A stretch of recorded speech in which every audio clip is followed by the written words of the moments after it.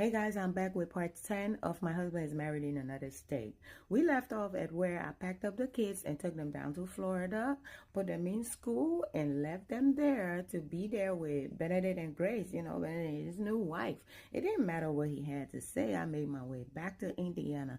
And being married to a man who cheats, I made sure I had a power of attorney to do any and everything in Benedict's name.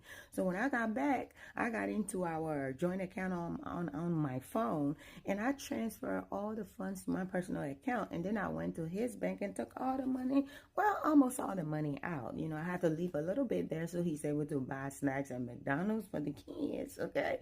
But not enough for him to pay any bills down there.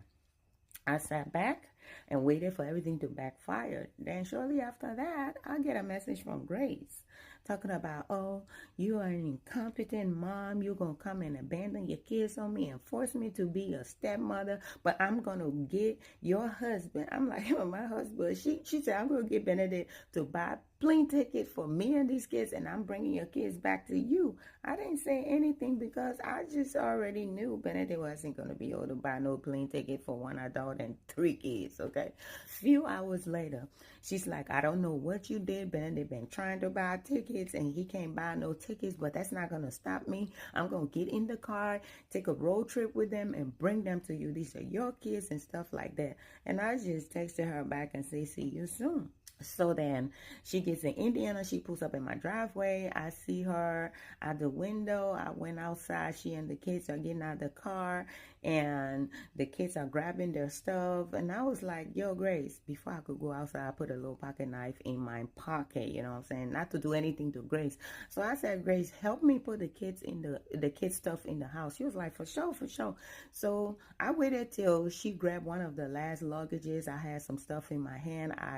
Once she made it in the door, I went to the driver's side and punctured the back tire on the driver's side and just quickly, walk in the house. And I was like, well, have a safe trip back to Florida. She was like, whatever.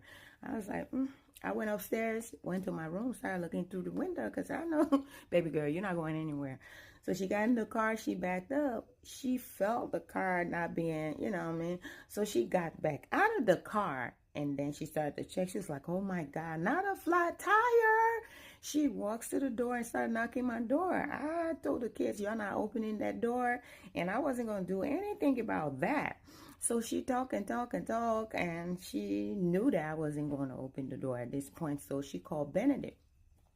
Apparently, she told Benedict everything that was happening, and Benedict called his mama. And then not too long after that, Benedict's mama shows up. She walked straight to my door, knocking the door. I wasn't going to let mama in either. No? So she called my phone, and I answered. She was like, what's going on, Faye? Benedict said this, Benedict said that. Why is this lady in your driveway? You know she got a flat tire, and you don't want to help her.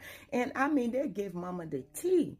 I told her, I said, Mama, regardless of what's happening, that's your son's wife, okay?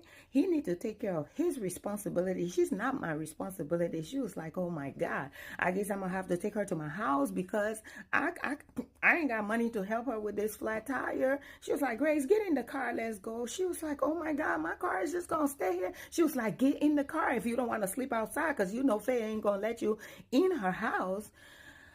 She just, went and got in the car and they left. When they left, I called a cop. I told the cop, I said, yo, that's an abandoned vehicle in my driveway. I don't know who left this car here, but I need it gone. The cops came. They asked me questions. It's like, are you sure? I was like, go ahead and run the VIN number. You're going to find out that that's not my car, and I need it gone. He ran the VIN number.